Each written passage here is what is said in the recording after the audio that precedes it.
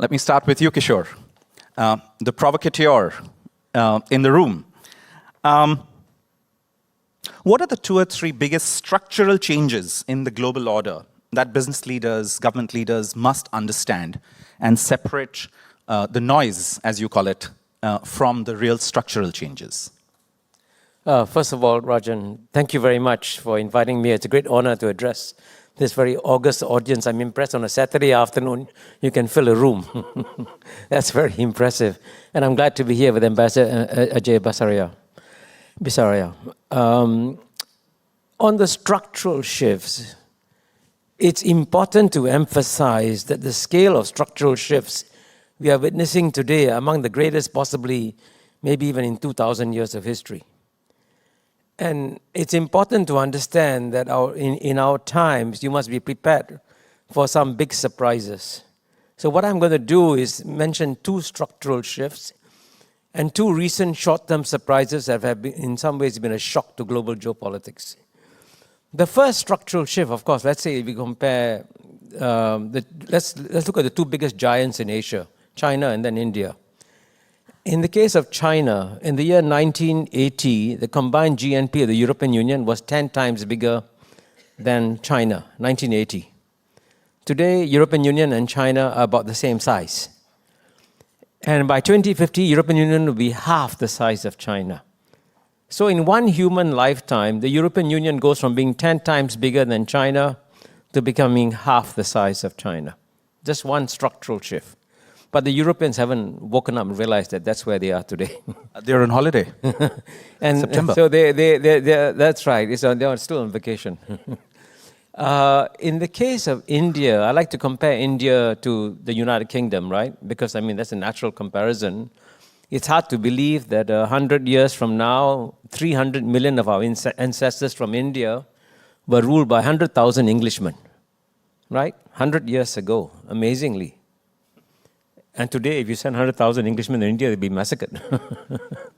So, and even if you compare the British and UK and India, as recently as the year 2000, the British economy was close to 4 times bigger than India's, 3.6 times bigger, year 2000. Today, UK is smaller than India. And by 2050, India will be 4 times bigger than UK. So look at that. 2000, the British are 4 times bigger. 2050, India is 4 times bigger. That's a major structural shift, which is why I wrote a Financial Times article saying it's time for UK to give up its permanent seat in the Security Council to India. I mean, the British should be gracious about it, right? They got to rule India for 200 years, so least they can do is repay back India by giving their permanent seat to India.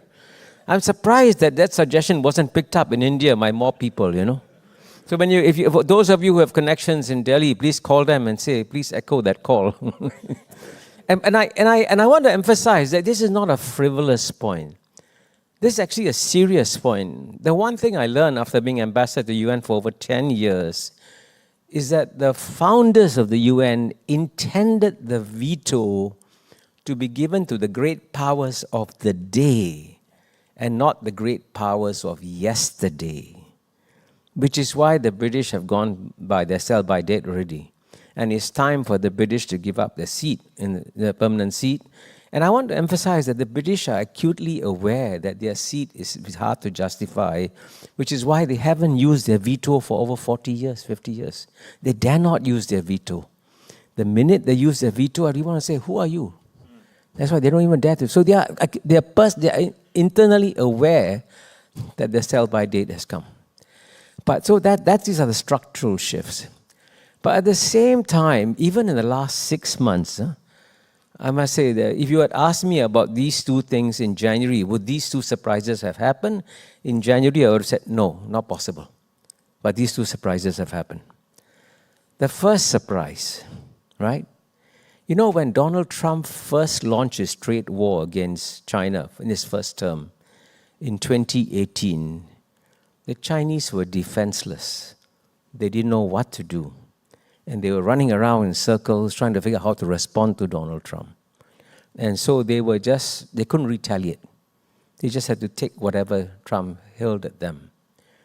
This time around, the Chinese are able to draw a red line in the sand and say, watch out. You touch me, I'm going to touch you equally painfully. And as you know, when they cut off the supply of rare earths and magnets, the pain was so excruciating. Suddenly you notice that the Trump administration is so polite towards China. Now, you look at the tone they adopt when they speak to China.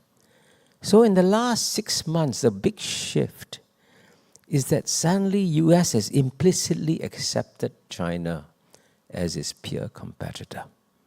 This just happened in the last few months. Big shift.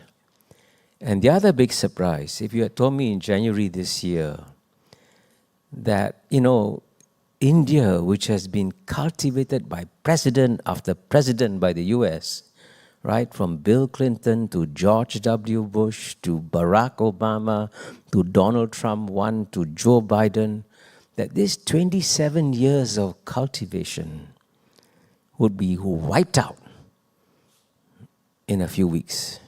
I would have said impossible. This is a deep commitment on the part of the US to the US-India relationship. It's bipartisan, one of the few bipartisan things. He will hold steady regardless of what happens. But you've seen how damaged the relationship has become. And it's amazingly painful because there are lots of unnecessary slights and blows to India. Like calling India a dead economy, right? Imposing additional tariffs on India for buying Russian oil. Excuse me, China buys more Russian oil. How much will tariffs increase on China? 0. See? That's what I mean about China. And then look at the way Asim Munir was invited to the White House. Calculated insult. So all these things show that sometimes in geopolitics, what you don't expect can also happen. Thank you.